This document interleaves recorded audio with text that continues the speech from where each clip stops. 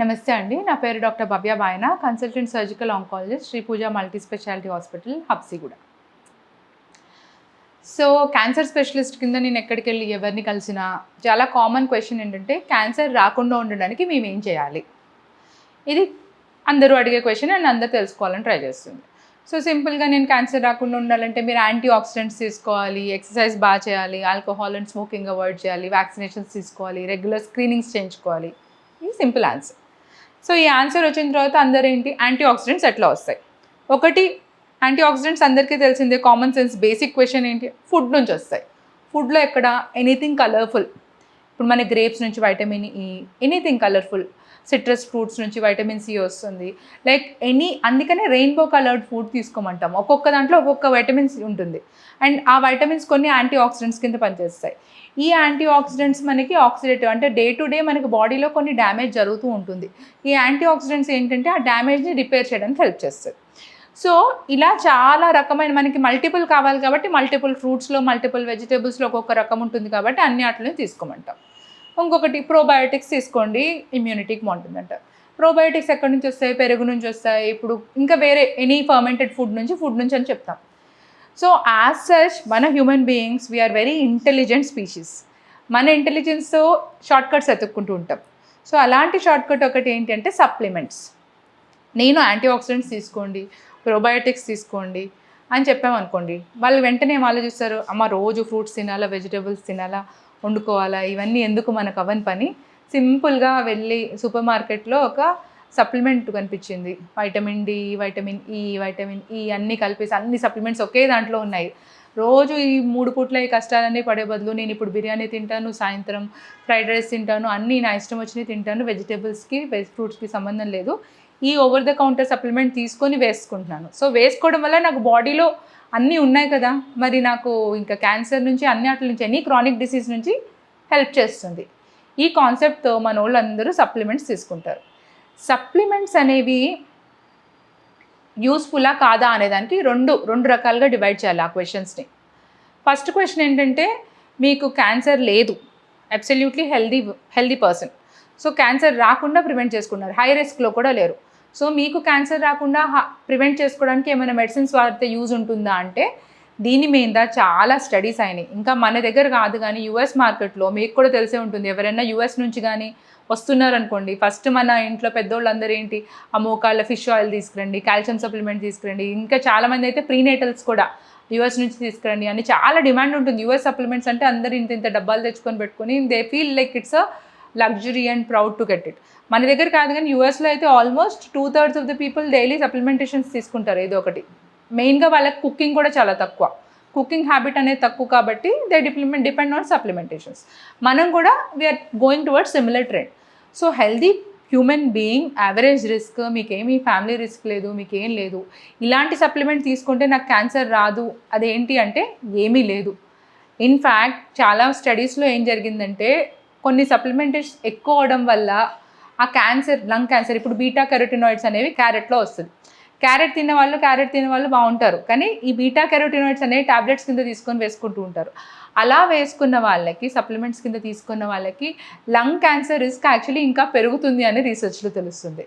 ఇలా చాలా వాటిపైన రీసెర్చ్ జరిగింది. రొటీన్గా వాడే సప్లిమెంటేషన్, సెలీనియం తీసుకుంటారు, వైటమిన్ ఈ తీసుకుంటారు, వైటమిన్ సి తీసుకుంటారు, ఇలా చాలా సప్లిమెంట్స్ తీసుకున్న వాళ్ళందరి మీద ఈ సప్లిమెంట్స్ వల్ల ఏమన్నా క్యాన్సర్ రిస్క్ అవుతుందా అనే చాలా రీసెర్చ్ జరుగుతుంది. In research it is proven to be not effective, పని చేయదు అనే తెలుస్తుంది. ఇన్ఫ్యాక్ట్ హార్మ్ కాజ్ చేస్తుంది అని కూడా ఈ రీసెర్చ్ చెప్తుంది.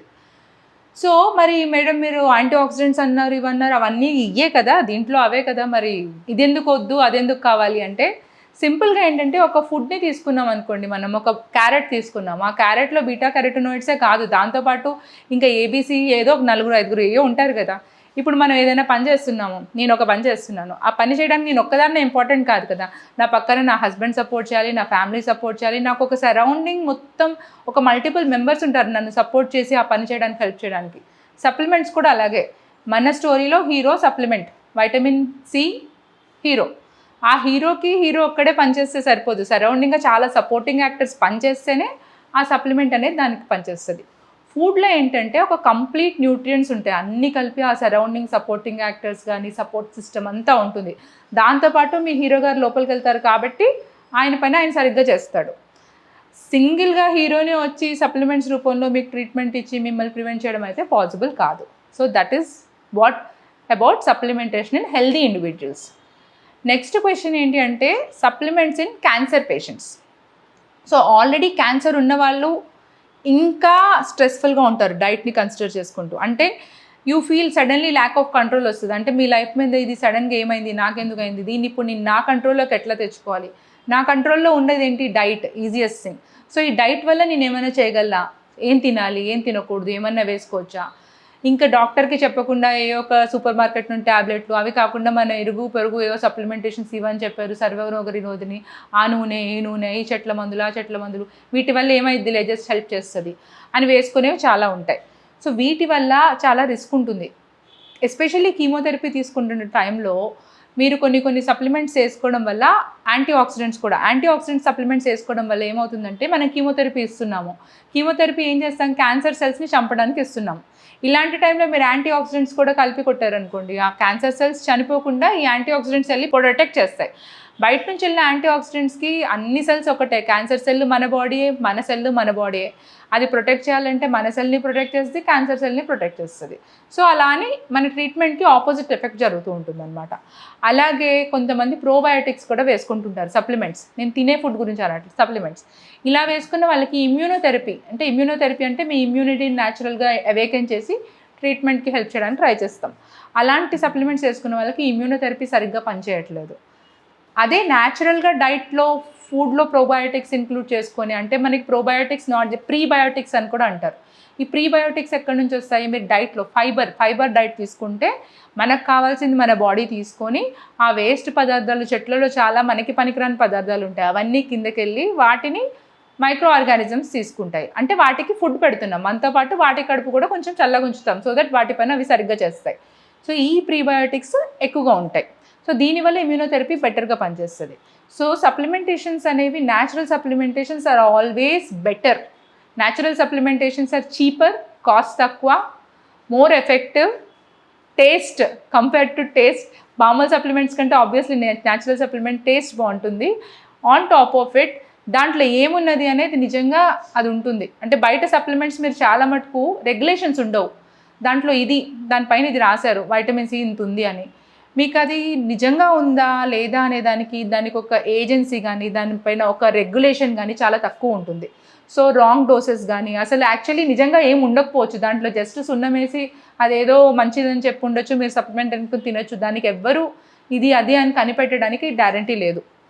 కానీ కొంతమందికి క్యాన్సర్ పేషెంట్స్కి మేము ల్యాబ్ టెస్ట్లో చేసి వైటమిన్ డి తక్కువ ఉందా, కాల్షియం తక్కువ ఉందా, లేదు కొంతమందికి మనం మెడిసిన్స్ ఇస్తాం, ఈ మెడిసిన్స్ వల్ల ఈ అరోమేటేజ్ ఇన్హిబిటర్స్ అనే టాబ్లెట్స్ ఇస్తాము చాలామందికి బ్రెస్ట్ క్యాన్సర్ సర్వైవర్స్కి, వాళ్ళకి కాల్షియం తగ్గిపోతూ ఉంటుంది. అలాంగ్ విత్ ట్రీట్మెంట్ మనం ఒక సైడ్ ఎఫెక్ట్ కాజ్ చేస్తున్నాం, అది మనకు తెలుసు కాజ్ చేస్తుందని, అందుకనే అలాంటి వాళ్ళకి మేము కాల్షియం సప్లిమెంటేషన్ ఇస్తాం.